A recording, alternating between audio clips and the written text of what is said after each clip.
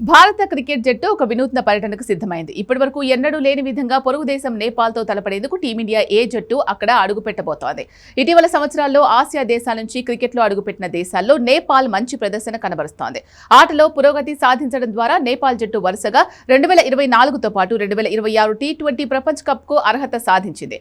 2024 T20 ప్రపంచ కప్లో దక్షిణాఫ్రికాను ఓడించినంత పనిచేసిన నేపాల్ 2026 టీ20 ప్రపంచ కప్లో మాజీ ఛాంపియన్ ఇంగ్లాండ్ను కూడా ఓడించినంత పనిచేసింది. టెస్టు హోదా లేకపోవడం వల్ల పెద్ద జట్లతో ఆడే అవకాశం రాని నేపాల్ క్రికెట్ అసోసియేషన్ ఈసారి ఎలాగైనా భారత్తో సిరీస్ జరపాలని పట్టుబట్టింది. స్కాట్లాండ్లో జరిగిన ఐసీసీ సమావేశంలో నేపాల్ ప్రతినిధులు బీసీసీఐ కార్యదర్శి దేవజిత్ సైకియాను కలవడంతో ఈ చారిత్రాత్మక పర్యటనకు ముహూర్తం కుదిరింది.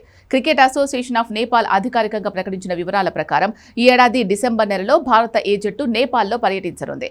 ఈ పర్యటనలో భాగంగా ఇరు జట్ల మధ్య 3 మ్యాచ్ల టీ20 సిరీస్ జరగనుంది. ఈ మ్యాచ్లన్నీ కీర్తిపూర్లోని ప్రతిష్టాత్మక టీయూ ఇంటర్నేషనల్ క్రికెట్ మైదానంలో జరగనున్నాయి.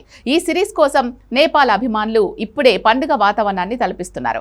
ఈ పర్యటనకు భారత సీనియర్ జట్టు వెళ్లనప్పటికీ ఐపీఎల్ దేశవాళీ క్రికెట్ అయిన సయ్యద్ ముస్తాక్ అలీ ట్రోఫీలో అద్దరగొట్టిన యువ సంచలనాలతో కూడిన బలమైన ఏ జట్టును బీసీసీఐ బరిలోకి దించుతోంది. ఈ జట్టుకు star batter Rajat Patidar captain గా వ్యవహరించనుండగా రుతురాజ్ గైక్వాడ్ వైస్ కెప్టెన్ గా బాధ్యతలు చేపట్టే అవకాశం ఉంది. అలాగే బుల్లెట్ వేగంతో బంతులు విసిరే స్పీడ్ స్టర్ మయాంక్ యాదవ్ కూడా ఈ జట్టులో స్పెషల్ అట్రాక్షన్ కానున్నాడు.